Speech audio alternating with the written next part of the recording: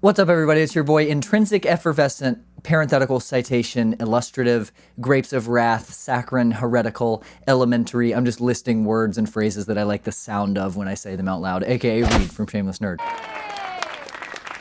Today's video is about the many misconceptions about social media, the actual research-backed physiological reasons why it is bad for us, why we should all consider cutting back or getting off of it altogether. And I'm not talking it's a waste of time or it's shortening our attention spans or comment sections are toxic, comparing yourself to others is bad or whatever. I'm talking about stuff you may actually not already know and results of recent studies and data analysis regarding social media. If you end up liking this video, please consider liking it and subscribing to the channel. You can also support the channel directly if you like what I do by becoming a member and joining these beautiful people right here. You can also join the Shameless Nerd Discord and help us. We're currently trying to orchestrate an insurrection in Finland. Don't worry about it. And you can email me at reidfromshamelessnerd@gmail.com with any questions, concerns, comments, or invitations to weddings. All right, let's get into it. Social media is bad for us. The grand ideological premise of connecting the world, of helping humanity by facilitating the foundation of online communities and reconnecting people with their high school bullies or whatever. This great experiment has failed. Social media is demonstrably bad for us. We know this now based on countless studies, some of which I will point to in this video. And frankly, most of us know this intuitively anyway. There are many reasons why social media has become so negative, including predatory advertising, privacy and security issues, online bullying, inadvertently creating safe havens for hate speech and radicalization, body image problems, especially with young girls who are subject to constant images of celebrated skinny bodies, toxic comment sections, AI slop content, the monetization of human attention, harassment, dogpiling, doxing, inappropriate content being shown to kids. I could go on and on and on. And I'm not talking about any of that in this video. Many of those are perfectly valid, real reasons why social media is not the healthiest place, especially for kids, and they are absolutely things that you should take into consideration when you evaluate your time spent online. But I'm talking about one specific aspect of social media, which I believe, and I think the data supports, is the most important, transformative, and harmful aspect of social media as to how it affects our brains, and that is specifically the endless algorithmic timeline of short-form content. So we need some definitions and rules here first. Number one, by social media, I mean specifically TikTok, Twitter, Instagram, Facebook as a whole, Snapchat Spotlight and Stories, YouTube Shorts and the YouTube homepage, but not necessarily the subscription tab, the Reddit homepage, but not necessarily community tabs, and any other platform or place on a platform where your experience is curated by an algorithm and delivered to you for passive consumption endlessly and with increasing personalization. Most directly, I'm talking about TikTok, YouTube Shorts, Instagram Reels. These are the most harmful, but I'm also including all the other places and platforms I've listed when I say social media, and I am not including what I've specifically said I'm not including. Number two, short form content means content that is between 5 seconds and 2 minutes or so, give or take. Mostly video content, but also includes things like carousels on TikTok and Instagram,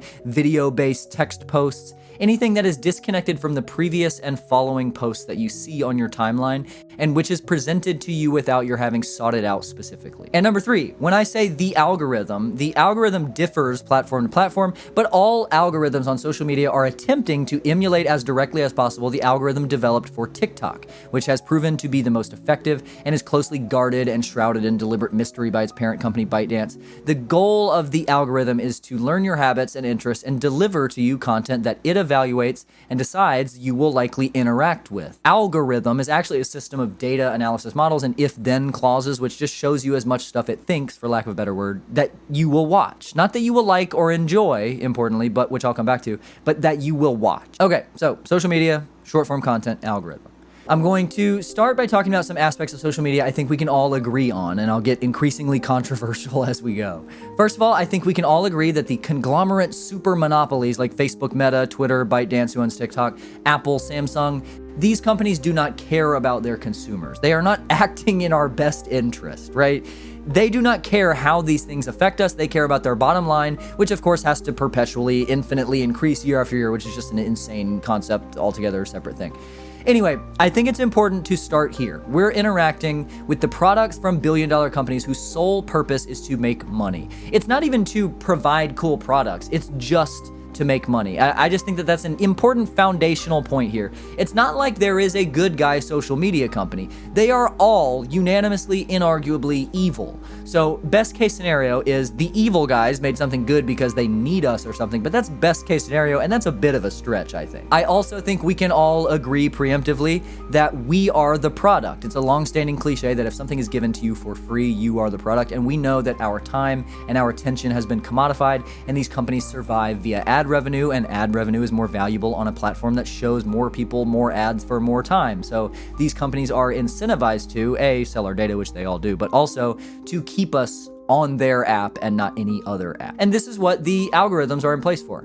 TikTok's goal algorithmically is to show you content that you will watch or interact with for as long as possible. Importantly, this could be content you will like, but it could and often is content that you will adamantly dislike. My girlfriend, for example, is firmly on one side of the political aisle, but is constantly being delivered videos on TikTok about Donald Trump and Elon Musk and scary, angry, look at this, aren't you mad about this? Doesn't this make you mad? Don't you feel mad? Because the algorithm is not making value judgments, it's just showing you stuff that you will watch. And a lot of the time, because of the way our brains have evolved, we actually interact far more engagingly with information we don't like, because we're biased toward negative emotions, because evolutionarily that used to protect us. If you see a member of your tribe eat an apple off a tree and he dies, you'd better remember not to eat from that tree. It's vital your brain can make that negative connection. If you see a member of your tribe eat a berry and go, oh, this is good, that's good to know, but it's not vital you remember that specific bush. There's tons of bushes to eat berries from, and lots of them are good. This is why you remember being called annoying by Harley Terry in 4th grade in Mrs. Crane's class, but you don't remember all of the nice things your partner said to you last week. Regardless, the most important presupposition and baseline understanding about algorithmic timelines is that they are designed for the most powerful companies in the world at great expense by the smartest engineers and coders on the planet to be as effectively addictive as possible. And they are constantly being amended and updated to be more effective as technology improves. You can find, and I'll link to some in the description, you can find quotes from designers of these algorithms saying explicitly, like, our goal is to maximize time spent on the app by any means necessary. We're basically trying to make our platform as addictive as we can. Like, they're not even hiding it. It's not conjecture. And the problem with this is still not even just that social media is addictive. Caffeine is addictive, and by itself, it actually seemingly is not that bad for us. Nicotine is addictive, and by itself, it doesn't seem to be that bad for us. Social media being addictive is, like caffeine and nicotine, accompanied by a massive host of negative externalities in the method by which it is addictive. Nicotine might not be that bad for you by itself, but you're smoking a cigarette, and we all know how bad cigarettes are for you. Caffeine might not be bad by itself, but you're drinking an extra large Frappuccino from Starbucks, and if you've ever looked at the sugar content on one of those, I think you might just be mentally unfit to drive if you're okay with drinking that to start your day. The issue is that social media is addictive in the way that gambling is. It hijacks your brain pleasure reward system, your dopamine production center and receptors. There have been infinite neurochemical studies on the brain comparing gambling and cocaine, and the findings have always been the same. The two, neurochemically, when you look at them via MRI, are indistinguishable. The only differences between them is that often gambling has a more profound effect, brain-wise. This is why you can find videos of grown men and women sitting at slot machines cross-eyed, pissing themselves because they can't get up. It's not different from doing drugs. It is chemically addictive. Cocaine is a drug because it empties the dopamine production center of your brain and floods you with neurochemicals that are already in your brain. There's nothing in cocaine that feels good. It's using your own brain against itself, and gambling is the exact same thing. The reason why gambling functions this way is because our brains are wired for the chase. Because of the way that humans evolved, there is literally nothing, not a single thing, more neurologically powerful than the premise of a chase. Our survival hinged on patient, long-term, endurance-based pursuit of food and water, hunting and gathering that function almost entirely as a game of who can wait better and try harder. And so our brains are really incentivized, deeply wired to respond to small rewards on the way to the big reward. The thrill and neurochemical dump of pursuing a gazelle and seeing a footprint, that discovery giving the group the intrigue and excitement to continue, then seeing another and that triggering that dopamine release again, then seeing a gazelle turd or whatever, you get the point. So on and so on, and then all of a sudden, we're eating gazelle steaks tonight, baby. Woo! That's the way that gambling works. The slot machine, the roulette table, blackjack, etc. It's hijacking that aspect of your biological wiring. You lose, on to the next, and then, oh my god, I won a little bit. Yay, so you keep going because the thought of the next big prize on the horizon is enough to facilitate that dopamine release. Slot machines have mastered this predation on that process. It's fun to lose all your money at a slot machine because you're doing drugs the whole time. And algorithmic short-form content functions the exact same way, except it's even more insidious because the stakes are lower. People don't gamble because you might get addicted and lose your house. You're not going to sell your kidney to fund your TikTok habit. It doesn't cost you anything. And you scroll to a video you don't really like, you lose, on to the next. Oh, this one's boring. Oh, this one's cool. Dopamine release. On to the next. Maybe I'll see a video I really like. Nope. Hey, this one's good. Oh my god, this video is great. Let me send that one to my friend. Okay, process repeats. And on and on and on and on forever. And you don't have to dress up. You don't have to leave your house. It doesn't cost anything. It's like if the slot machine was free and it lived in your pocket, and every time you used it, it got better and better at presenting to you the exact combination of numbers and flashing lights and colors you need to maximize your addiction to it than it was last time. And guys, I have bad news for you. When you do drugs all the time, it messes up your brain. I don't know if you knew this, but people who do cocaine every day, sometimes they like die and stuff. Our phones living in our pockets and hijacking our brain chemistry like this is not just bad because it's addicting and it's not like morally good or important or whatever to be on TikTok. I don't care about that at all. It's bad because that constant dopamine overproduction and release is doing all kinds of harmful shit to our brains. I will link to several recent studies in the description, but to synthesize, because there aren't exact studies yet on correlations between specifically what I've brought up in this video about algorithmic timelines and the resulting effects of social media overuse. Studies until very, very recently have always been more broadly about social media as a whole. And there's some level of ambiguity built into that stuff because it varies so much, but I'm making my case kind of based on the results of a bunch of studies, and I urge you to please read all of the links that I've put, and please, read other stuff and come to your own conclusions, even if they do vary a bit from mine. But basically, researchers have increasingly found a few phenomena to be pretty unanimous. A, that social media is to the brain at least as addictive as several Schedule I drugs, if not more. B, that the habitual overuse of social media is linked to increased activation in the amygdala, which is like the more primal reactive area of your brain where essentially like your emotions live, to simplify. C, that dopamine production and release is vastly increased in the brains of those who are overusing social media compared to the brains of those who are not. D, that dopamine deficiency might be the root cause of Parkinson's, and relatedly E, that dopamine deficiency severely impairs the brain's capacity for executive function, which if you don't know is essentially like everything your brain does, and this is the mechanism by which dopamine deficiency seems to be a cause for Parkinson's. F, that social media overuse is linked to depression and anxiety, which is pretty well known by now, but also that it is linked in children to emotional regulation issues, hyperactivity, and sensitivity or lack of sensitivity to social cues and stimulation, which G, very recently and a little controversially, studies are now showing may be resulting in large misdiagnoses of autism in children who are exhibiting many traits of autism spectrum disorder for reasons related to short-form content overconsumption and not autism. One such study says, for example, quote, increased screen time is associated with melanopsin expressing neurons and decreasing the gamma aminobutyric acid or GABA neurotransmitter, and thus results in aberrant behavior, decreased cognitive reaction, and delayed language development. These are all extremely common symptoms of ASD, which is just a truly wild thought. That there is such brain alteration happening in children over consuming short-form content that many are reaching a point at which they are mirroring traits of autism to a degree at which doctors are diagnosing them with autism is insane. Okay, let me take a breath here, okay? I know that was a lot. But basically, when you zoom out and you look at all of that information, all of that research, there is a very simple overarching narrative to all this stuff, in my opinion.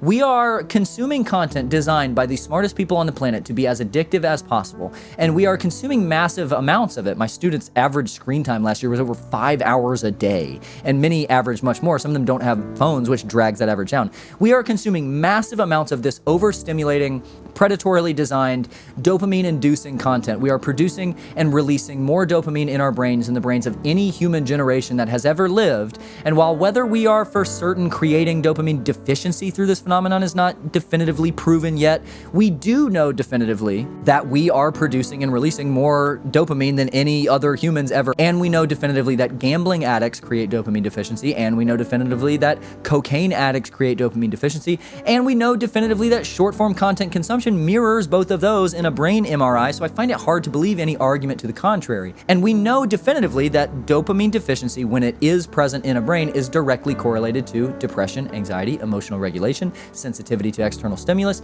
and impairment of cognitive and executive function. That's like literally everything there is. Like, that's all that your brain does. That's pretty much everything. So when an old person on the news talks about how bad social media is because young people are spending too much time playing these damn games with guns in them, or when your annoying great aunt talks about Instagram being horrible because these girls are walking around with their boobies out and getting famous for nothing, they're like, I mean, they're probably right, but that's not what's worst about social media. The most insidious thing about social media is the underlying stuff. The way that the algorithmic timelines prey on us, and the way that the hijacking of the pleasure reward systems of our brains is creating all of these horrible scenarios existing under the surface. Of course we don't want kids seeing porn. Of course we don't like hate speech on Twitter. Of course we don't want girls to feel like they have to compare themselves to Kylie Jenner's $400,000 body. Of course we don't want young boys growing up desensitized to violence and harassment. Of course we don't want creepy adults interacting with children online in an entirely unmoderated and anonymous place. But why do we all feel so bad? Why is anxiety higher in Gen Alpha than it was in Gen Z, than it was in the millennial generation, than it was in Gen X? Why are 9-year-olds experiencing depression? This is the reason. This is why social media is bad. Not just because Elon Musk is annoying, even though that's absolutely true. Thanks for watching. See y'all next time. In today's post-video video, I actually am going to try to lighten the mood a little bit, and I want to get a little vulnerable for a minute, and I'm going to read a couple of my favorite poems that I've written.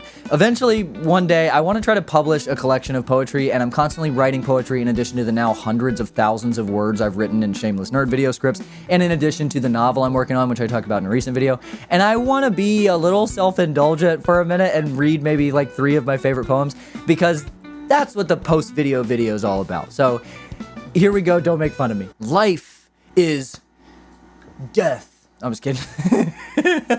Okay, this one is called RPG Games.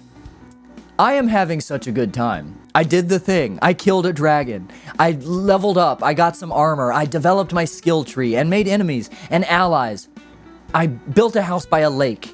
I quested for a king. I traversed the great open. Mountains passed and passed the test. I did it. And it wasn't easy, you know. It took time. It took dedication. We lost many great men in the wars. The wife and child I had in my kingdom were lost in the fire.